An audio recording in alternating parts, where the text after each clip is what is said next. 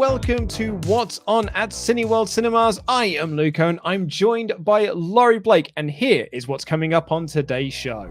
We rolled a 20 on our perception check and get to look at the first on-set photos of the new Dungeons and Dragons movie. We'll take you through what you can check out at your local Cineworld this week, including the new horror flick, Freaky. Dan Layton returns to walk you through ScreenX. And we'll be looking at the upcoming unlimited screenings for July. But Laurie, let's kick things off talking about a subject that is close to both yours and mine heart. Dungeons and Dragons is coming back for another movie. We had a movie based on the IP back in 2000, which wasn't particularly great. But this new movie is coming out now in 2023, and filming production has now begun on this. We've got an interesting directing duo in John Francis Daley and Jonathan Goldstein, who were the writers and directors of things like Vacation and Game Night. They also wrote Spider-Man Homecoming. So they've got kind of like a comedy background to it. And from what we've read in sort of interviews with people working on the movie, it's going to have a bit of a Guardians of the Galaxy vibe to it. So that in itself is quite interesting. But now we've got our first proper look at the movie.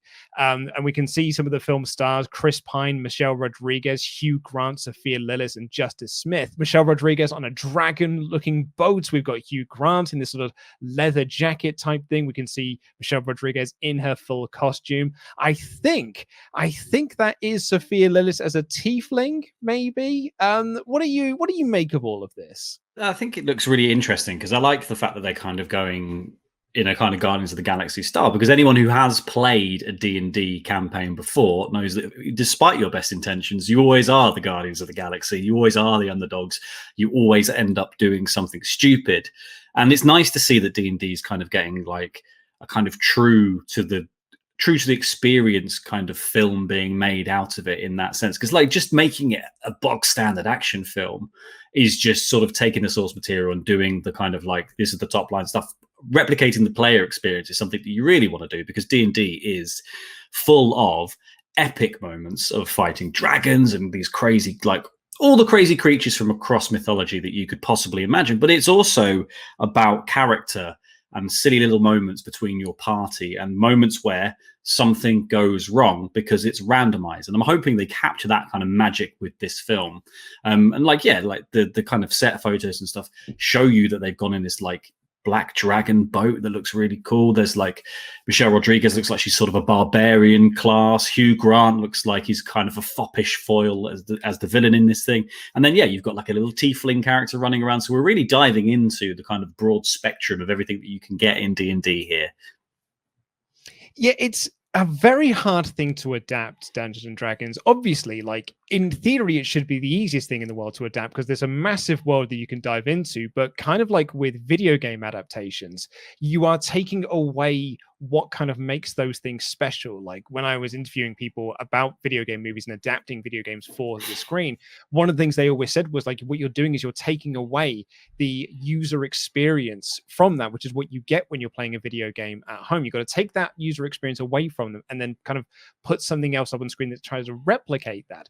And like with Dungeons and Dragons, that's even bigger because you are in control of everything within the world of D&D. Your dungeon master can say, like, you have entered into this town, but what happens into that town is completely up to you, the player.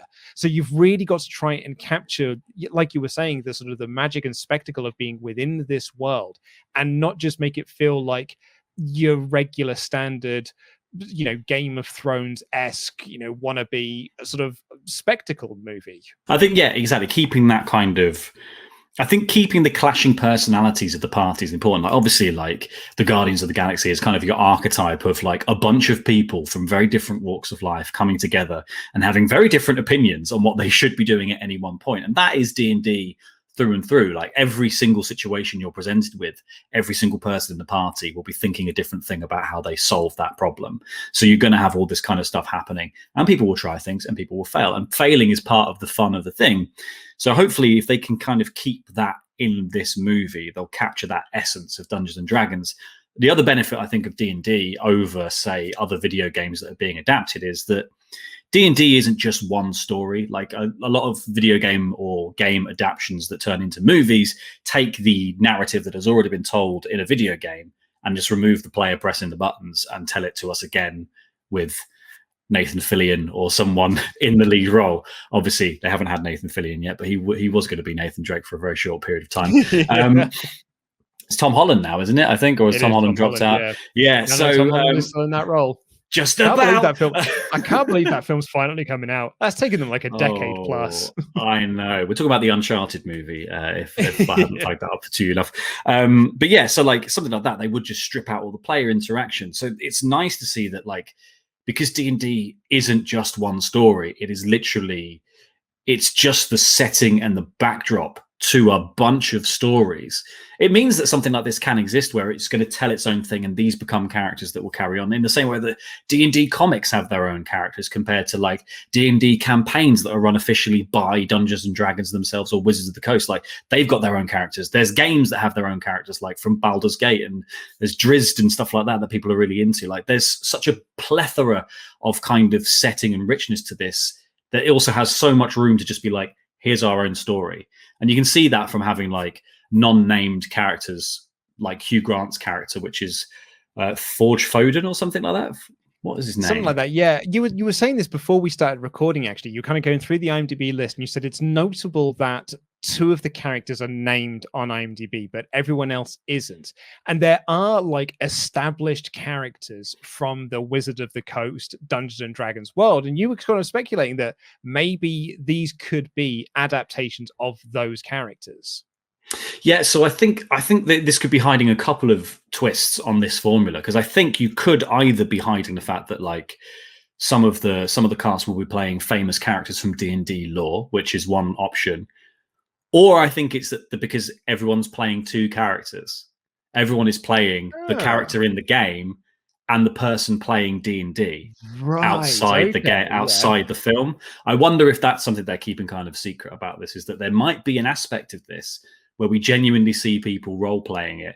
You know, like how Community did it in that episode where it sort of did like, here's the kind of, we're playing a D&D campaign, we've added all these sound effects and stuff, except here the sound effects is literally going to be the movie that they're describing and playing, and then you see the dice rolls. I think that could be a really fun way of doing it. I don't know if that's the direction they'll go in, but I like that idea a lot, and I think that would be a nice way to kind of capture the magic of what D&D is, which is this lovely communal storytelling experience. There's also kind of like a fun connection in this, really, because John Francis Daley, who's one of the co-directors, he was in a TV show back in the day called Freaks and Geeks, which actually, you know, was released in the same year as the previous Dungeons and Dragons movie.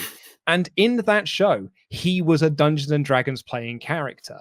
So it would be really nice. Like, I love that idea of this being, you know, almost like that Jumanji style of film that we got, where you are in a real world and then you get ported into this thing. Not saying that we are going to be transported into the world of Dungeons and Dragons like the cartoon series was back in the 80s, but whether or not this is, you know, them trying to visualize themselves doing the adventure that's in front of them.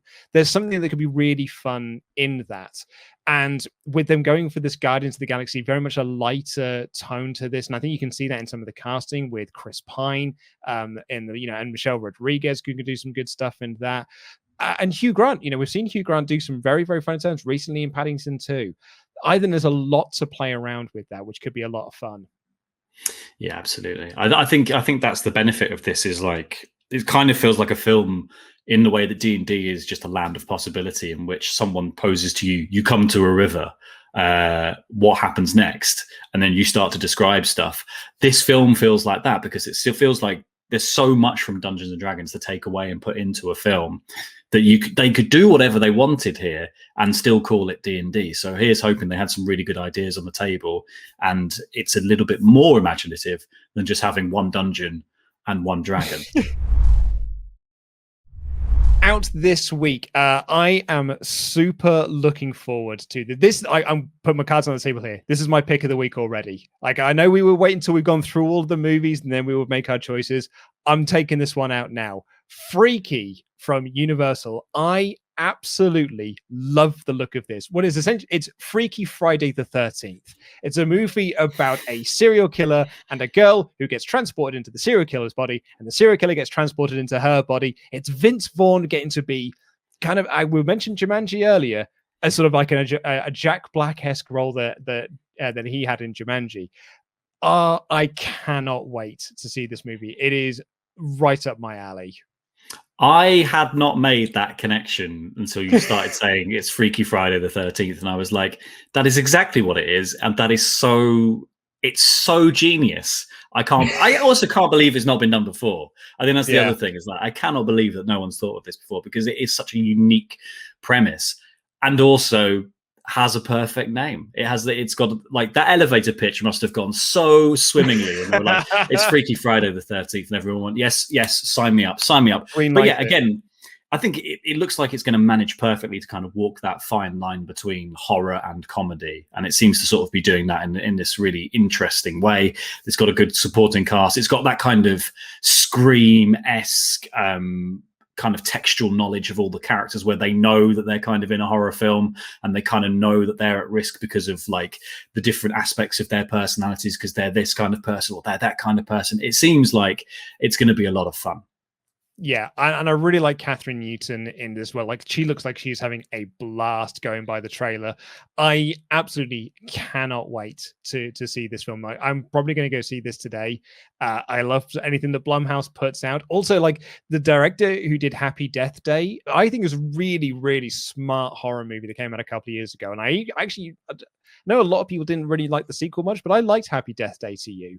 And Happy Death Day to me was just like a movie that when I watched it, I was like, oh man, I can't believe no one didn't think of this earlier. A bit like, you know, the sort of Freaky Friday the 13th sort of scenario we've got ourselves here.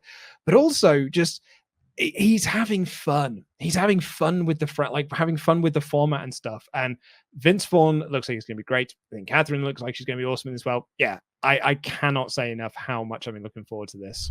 And the other new release we've got this week is French Exit. Now, this is only available at select Cineworld Cinemas, so please do click the link in the video description down below to see if it's playing at a one near you. But this is Michelle Pfeiffer getting to do, I mean, as one of the trailers puts it, the performance of a lifetime.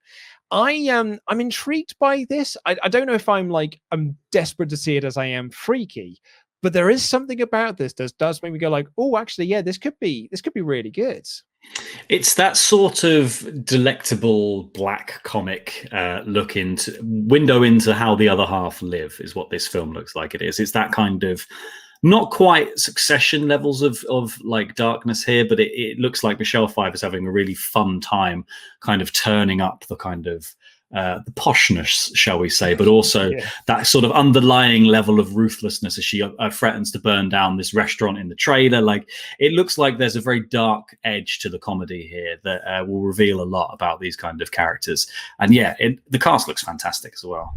And of course, you can book tickets to see films that are still on the screens. Fast and Furious 9, In the Height, The Hitman's Wife's Bodyguard, A Quiet Place 2, and Supernova, and the Dogtanian movie. Now, the reason why I wanted to highlight the Dogtanian movie is because Al Harron messaged us on last week's video that we put up to note, how can the Muskehounds be the Musketeriers, Laurie, when none of them are terriers? This is serious stuff.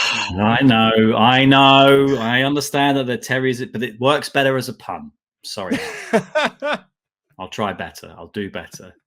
Muskehounds also doesn't work. We mentioned this last week, but you can still pre-book your tickets to check out Black Widow on the big screen. Now, reviews are out for Black Widow now because a lot of people got to see it at advanced screenings, and it all does seem to be like what a welcome return to the MCU, particularly Scarlett Johansson. A wonderful send-off for her. I'm chomping at the bit to see this. It's going to be on in IMAX. It's also available in 4DX. It's the first 2021 movie on ScreenX, which we're going to hear a little bit about in just a bit from Cinemania loser Dan Layton. So I've got my tickets to go and see this. What about you? I need to get on booking that. I definitely do. I'm very excited for this film. I bloody love Taskmaster. I love Taskmaster. I think it's wicked. So I'm excited to see another villain join the Marvel fold. I'm excited to see a nice send-off for Natasha Romanoff, and I'm excited to see how that sets up the future of the MCU. Now, you can also pre-book your tickets for Blackpink The Movie, which is, I mean, we are showing our age here, I think, Mr. Blake, where you and I said, I were like, what the hell's Blackpink The Movie? And we looked it up, and it's a K-pop band. I think you did a bit more looking into this than I did. They are Korea's biggest female K-pop band. Obviously, they're Korea's K-pop band. That's the only place you get K-pop bands from. That's me showing my age as well. What are them K-pop bands? But yeah, I think this kind of movie, this kind of like documentary style, following a band around as they do big shows and kind of getting to know these kind of characters who make up the band is the money now for these kind of cinematic experiences. And these kind of things is very popular. Like K-pop is one of those things that, like, yeah, it doesn't appeal necessarily to me or you, Luke. We might not, it kind of passes us by, but there is a huge market for it. And, you know, probably if you don't know who Blackpink are, your kids probably do. Yeah. And you want to talk about a way to experience this movie. So this is available in 4DX, but it's also available in ScreenX, which is that huge, like 270-degree surround like thing. So like, if you surely a way to view a concert that you can't physically go to, that seems like the most ideal way to kind of see this sort of movie. Absolutely, yeah. Like, you know, and it's the ultimate example of getting close to the band. If you're going to see a film that's going to show you what their lives are like day to day, you're also going to be basically on stage with them because that's how big the screen is. And this is event cinema as well. So this is only screening on the 4th and the 8th of August. And you've got to check out your local Cineworld listing to see if it's available at your local Cineworld. There is a link to that in the video description down below. Now, we've mentioned him a couple of times now. We've also mentioned ScreenX a couple of times now. So let's head on over to Cinemania Loser. Now, he did want to correct me on that. He's not a Cinemania winner yet. So that means he is Cinemania Loser Dan Layton, taking you through ScreenX. Hey Cineworlders, I'm Daniel J. Layton, ready to take you behind the screens here at the World of Cine, and this time we're talking about ScreenX. ScreenX, you ask? Who is she? Well, I'll tell you. ScreenX was created in 2012 in South Korea, and it is the world's first multi-projection theatre technology. It expands the screens to the left and right, giving you a 270-degree viewing experience. Adapting movies for ScreenX can be done either during production or post-production, so the images projected on the side walls can often be original content done by the director, the second unit, or it could be background and CG extensions. The Independent described ScreenX as the future of 3D cinema, and they weren't wrong. The roll call of films released in ScreenX in 2019 included Captain Marvel, Maleficent, Mistress of Evil, Gemini Man, and Le Mans 66. And lastly, before we get out of here, let's talk about some of the unlimited screenings we've got coming up. Kicking things off on July 13th, the Forever Purge. I don't know about you, Laurie, but I'm a big fan of the Purge franchise. Oh, do I love me, the Purge franchise. And, you know, when we had the first Purge, I was like, maybe that'll be it. Maybe this is going to be the last chapter of all this. The Forever Purge, like it is a franchise that finds a way to constantly reinvent itself, and I absolutely love it for that. The Purge is a holiday, Luke. The Purge is a holiday, and they recur every year, so you're going to get them forever. And that is a good thing in my book, because, yeah, it is one of those franchises that has managed to turn quite a simple, seemingly finite premise into something that can consistently be spun out into new and dramatic ways that add more and more to the lore of this one sort of bleak reflection of our reality, and also up the kind of the satire of the whole thing as well. So you can book tickets for that in the video description down below, along with, on July 15th, Escape Room 2. I really enjoyed the first Escape Room movie, so I'm curious to see what the second one pulls out of the bag on this one, because again, you want to talk about like a simple concept that's tapping into a cultural zeitgeist. People bloody love escape rooms at the moment. So yeah, let's set an escape room, or let's set a horror movie in an escape room. I think this is the thing. This is kind of the big wave that seems to be coming through now. It's like films taking their cues from fun stuff we do outside of cinema. So you've got Escape Room, you've got the werewolf film that's coming out pretty soon. Like, you know, this is kind of how cinema is being viewed, as like, what's a fun twist on reality that we can do. And I haven't seen the original Escape Room, and I probably will have to watch that before I head and watch this one. But I am keen. Well, you can book your tickets to that in the video description down below. But that's all we've got time for on this edition of What's On at Cineworld Cinemas. Please do subscribe to this channel for the latest movie news and also the latest movie trailers, how you can watch more of Dan's videos on 4DX, on ScreenX, and all that sort of good jazz. I've been Luke Owen. This has been Laurie Blake, and that has been What's On.